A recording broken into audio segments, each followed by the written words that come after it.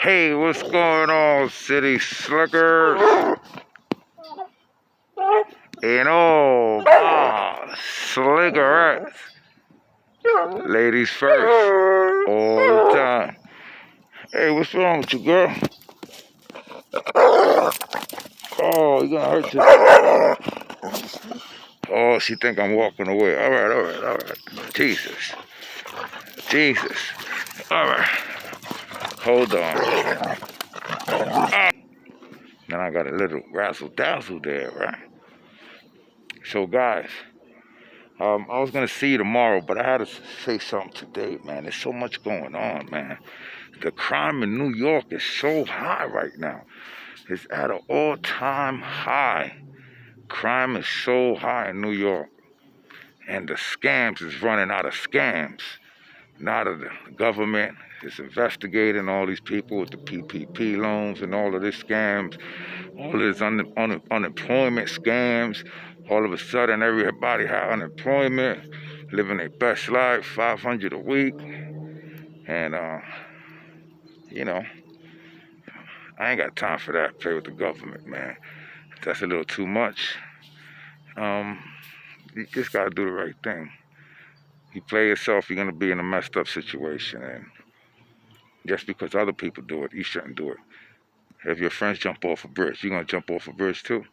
So that's what a lot of people don't understand. And I understand everybody need money, everybody's tight, but yeah, man. Right now they just arrested. Oh my neck, Jesus! They just arrested like 1,000 people on the PPP loan, and then now they're going after the unemployment people. It's nasty out there, and that's why I moved the way I move. I can't be around people that's gonna bring out who I'm not. I'm not that person I was 10 years ago, 20 years ago, 30 years ago. I'm not that person. And if these people haven't changed and you're around them, you're just gonna be back like if you was 18 again with people that they don't care for their life. You know, uh, you got to think about it, man. Especially when you're a little older, jail is different. I'll be tired. For real, I'll be tired. I don't know how these people could do it.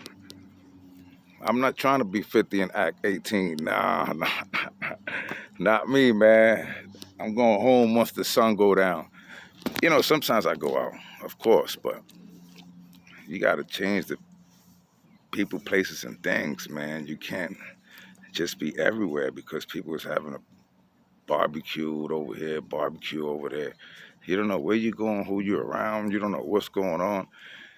You don't know if where you standing is two rival gangs on the side of you and it's about to pop off, and you got to defend yourself, and it's crazy. So don't put yourself in a certain situation, and you won't have to worry about consequences. You're at this place where everybody's it's rivals, and you might get caught up in that. Now you got to defend yourself, do something crazy because you're defending yourself, and it's consequences. So you got to change. Like if that barbershop is on your block and you don't want to keep going to your block, you want to do something different, go to another barbershop. Turn right. That's it. But you can't keep doing the same thing and expect a new outcome. So yeah, man, you got to protect yourself. You want to live to 50 years old, you got to protect yourself. You got to stay away from certain situations. Everybody's not meant to be around you. Don't deserve to be around you. They don't deserve to be in your circumference. And yeah, you got to remember that. Not everybody deserves to be around you. I'd rather be alone than be with reckless people. By myself, I'm relaxed. Life is good, man. Just take it easy. Now you're around people, they start drinking and want to bug out. They want to have a drink and then break bottles. You can't be around people like that, man. You either can lose your life, get locked up. So yeah, you gotta protect yourself, man. Everybody don't deserve to be around you, especially if those people never change. if they still doing what y'all did 30 years ago, do these people deserve to be around you when you don't do stuff like that no more? Now, if you go hang out with them and you get caught in a certain situation, you know the way they are. You know they didn't change. You know they sell drugs. You know they do stick ups. So why you hanging with them? So, yeah, man, you got to be careful out here, guys. You got to protect yourself. And sometimes protecting yourself might mean staying away from people. And it's a sign of depression. This guy at the gas station told me that. Yo, you always alone. I was like, yeah, yeah, yeah. I said, I don't even come outside, to be honest. I'm like on COVID mode, and I'm a still practice that. I'm different with germs. After the COVID, my life will never be the same. I look at germs a little different now. Like, I respect the germs more. I don't want to be around so many people. If I do, I got to hurry up and get up out of there. But the germs, yeah, touching everything in public. No, I don't know. I'm a little different. Guys, what's up with the Asian people, man? I wanted to tell you something about the Asian people. You know, when I was growing up, um, I grew up in the 80s. Um, they was like in the hood. The Chinese people was the one catering to us, to the Hispanics and the blacks, you know. Um, I remember the cabs used to be all Puerto Rican. The stores used to be Puerto Rican stores. Um, chicken spots used to be Indian. Now the chicken spots is um, uh, my man Atala. Yeah, it's a little different. But the Chinese people, I saw a story on them in North Carolina years ago. Um, I'm talking like the 50s. And when black people didn't have the money to get like a dozen of eggs or milk, the Chinese people, I don't know if it was Chinese or Korean, I'm not sure. But, they'll give it to them on credit. And these people have families. They'll come back and pay the Asian their money and they get their groceries. So, Asian people, they've been catering to us for years. There's a Chinese restaurant in front of every project, every hood. Yeah, and then later on, the people from the Middle East started coming, and now it's one of them smoke shops in every neighborhood, like a Chinese restaurant and a liquor store. And they also got the chicken on lock too. They got the stores and the chicken spots on lock. But the Chinese people, they've been here, man, and it's a shame that I should have brought my fishing pole. Wow, that looked like a big mouth bass. Yeah, but I don't like fishing in the lake. This is, I believe, fresh water. I like salt water, ocean water. That's what I'm used to. Yeah, guys. So they've been around, man. It's a shame. It's a shame that they're attacking Asians. Shh, shut up. She see a little poodle. Then I just want to play, but she's too big. She's too big. She can't play with that little. Matter of fact, I think it's a Maltese. Yeah. So yeah, guys, they've been around, man. So where are we? 9 minutes. Jesus. Yeah, they've been around, and it's a shame that they're attacking the Asians. Not just Asians, they're attacking white people, black people, any color. In New York, they just running up on you, busting your head to the white meat with a hammer. Brow! Rah! You like, what? What's going on? Trying to get a Metro car, get cracked in the head with a hammer. Jesus. How did they get that guy in North Carolina? The guy that shot up Times Square, he was shooting his brother. I think he did shoot his brother. I believe they were selling DVDs in Times Square. But, because I haven't been in the hood in a minute. What's that? Jesus. Shh, stop. There's a guy in a canoe fishing. Shh, stop, man. I'm bugging out. Navy SEALs over here. Hold on. So, guys, I don't know.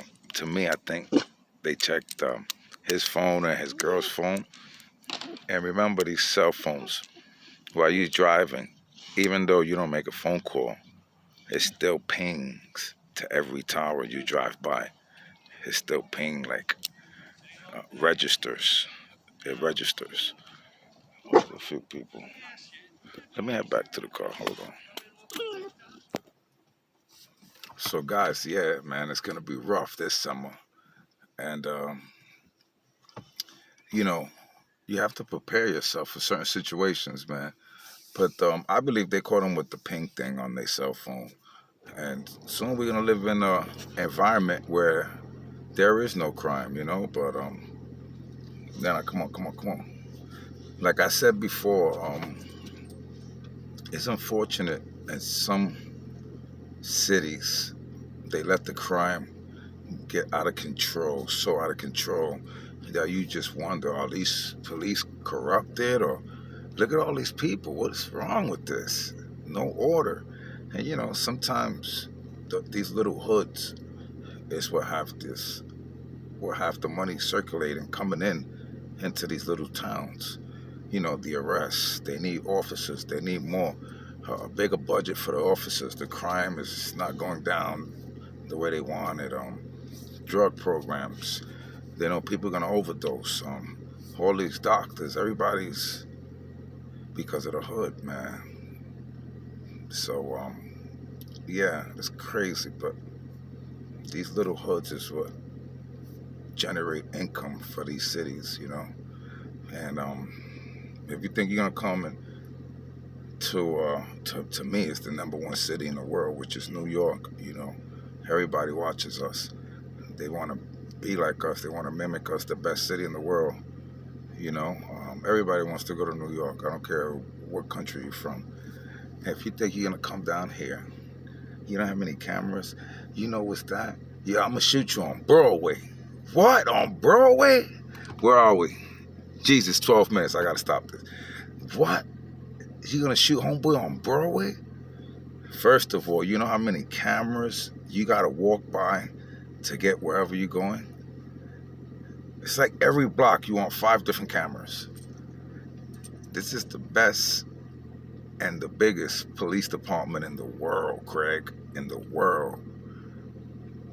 NYPD is the biggest and the best police force that I believe in the world, besides London. London is nice. One thing we got from London was the cameras everywhere. London had that 20 years ago, and that's where we get it from. We started doing that. Started putting cameras in the train station. The police department in Times Square, and they got cameras on the poles. So in every city, they got cameras all over, but it's like they let crime, how can I say it, excel, you know, for certain situations, you know. Oh, y'all want to protest? Um, we're not going to answer these calls that fast. You know, the police, some police departments is crazy, you know, and we're at an age now where everybody has a phone, and whether you're a police officer or judge or whatever county you at, stuff used to be you could sweep it under the rug. Not now, but this technology, and especially not a place like New York. New York, it'll be too hard to get corrupted because there's so many ranks. Everybody's watching you, and it's a small city. It's not like it's a super big city. No, New York is not that big. Well, it's big, but you know what I'm saying? That you can't just do what you want. You have supervisors on top of supervisors. Whereas if you're in a small town, you take care of everything. You take care of the police department, the fire department. So you're able to do certain things. Not in New York. Over here is by the book. And that's it. They'll arrest you out here. They don't care if you're a sergeant, a cop. 3 cops just got arrested for corruption with tow trucks, something. They called a tow truck. They had connections with the tow truck, the doctor, the lawyer. So yeah, New York is the best police department and the biggest in the world. I don't know how many officers we got, like 50, 100,000. It's crazy. But yeah, man, this technology is crazy. And you got to protect yourself this summer, man. It's going to be crazy. And you got to understand the generation is changing. They're not looking up to people we looked up to. People we looked up to have respect. They're looking up to people with just gold chains and diamonds and cars. And uh, we look at stuff different. You can have all that, but if you still reckless, you're reckless. Whereas the younger generation will accept it and condone it, and they understand. Um, it's not about what you have; it's who you are. So you got to protect yourself. These guys. This summer's gonna be crazy. Um, they just shot a cop yesterday in Brooklyn. I think the guy shot three guys while he was running. The cop saw him, and he shot the cop. So yeah, it's like no respect. Crime in the subway is crazy. Like, whoa, every day somebody's getting cut in the face. A conductor had a running. Come on, Nana, get to the back. Jesus. The conductor had a running where are we? 16 minutes, my bad. But the conductor had a running a booth, the conductor's booth on a train, because this guy want to cut his face. And when I hear stuff like that, sometimes I feel like these people just came out or Rikers Island or somewhere, because that's where they do that. A regular person, first of all, is not going to start and want to fight on a train. Normal people want to go to work and go home. They don't want to go to the train and get into altercation. That's number one. And people with families and jobs, they're not trying to cut people's face. These people are not trying to go to jail. They're trying to go to work, go home to their families. Then you have these other people just come out and it's like they don't care about their life. They don't care if they get locked up again. And this is what they learn, survival skills in jail, to cut and stab. So now they're doing it to the civilians in the street, and it's not fair. And that's why I moved to where I moved, man. You know, I'm in the city, but I want to live outside the city. I got to be able to just relax. My I like my environment to be a little different now that I'm a little older. I can't tolerate certain things, so I can't put myself in that situation. Don't say you don't like that, but you keep going over there. All right? So you got to change. You got to switch that up. You don't like that? Save your money. Move someplace else. As long as you have a car, you good. Um, I'm getting another car, and I'm selling a van. But both of these, I just registered both cars. Got the inspection for both cars. It came out to $1,000. You know, this was money I was saving. I'm trying to move now, so I'm gonna still move. But that messed me up. That set me back a little. But I'm still good. I'm moving. And yeah, you gotta watch yourself. You gotta watch your circle. You know, even family and friends sometimes will stab you in the back for money. Don't go telling people you just got a big check. You just got your PPP loan and you got 50,000 in a crib and you by yourself. You don't know what to do because they know what to do. They're gonna call their boys and set you up, line you up. So be easy. Who you trust. You know, you can't tell everybody your business. All right, guys. Love you.